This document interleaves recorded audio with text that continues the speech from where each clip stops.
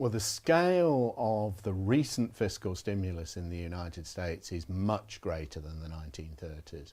We're talking about something of the order of 10 times as big for an economy which has probably gone through a downturn, at the most a fifth as big as that in the 1930s. So the proportions are completely different.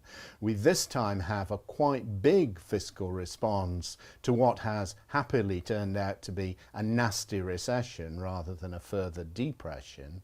In the 1930s we had a very weak fiscal response to what was a very large downturn in GDP.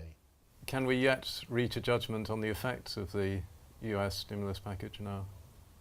I think it's a bit early to be sure of that. The thing that is really, I think, interesting at the moment is that the profession has no real consensus on what the value of the fiscal multiplier generally is. I think we've learned that it's quite likely that the fiscal multiplier's value varies according to circumstances. We can identify some of the circumstances in which it seems potentially to be large and potentially to be small, but actually until we have the sort of historical evidence in any particular case, it's difficult to say. So I think at the moment the jury is out on quite how much fiscal stimulus may have achieved in the United States.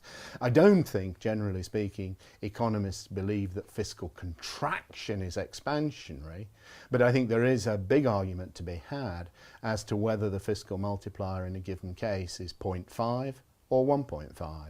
You know, there are quite reasonable grounds for thinking that much of our historical experience would lie between those bounds, but exactly what causes the multiplier to vary I think remains a topic for further research. We do know something about the arithmetic of the circumstances in which a fiscal stimulus might be self-financing. It's most likely to be self-financing if the fiscal multiplier is large, and if the economy in the absence of such stimulus is prone to lapse into unemployment, which creates so-called hysteresis effects. That is to say, workers who lose their jobs, lose their skills, lose their enthusiasm for work, whatever it may be, they tend to exit the labour force. If you can prevent that exit, then there's a gain in future output. We have seen recent calculations that suggest it is quite possible that the circumstances in which a fiscal stimulus could be self-financing have been in operation in the United States recently, and big voices have been saying that that would be the case. If that argument works, I think it works in circumstances where you can be fairly sure that there won't be an adverse response in interest rates which offsets the fiscal stimulus.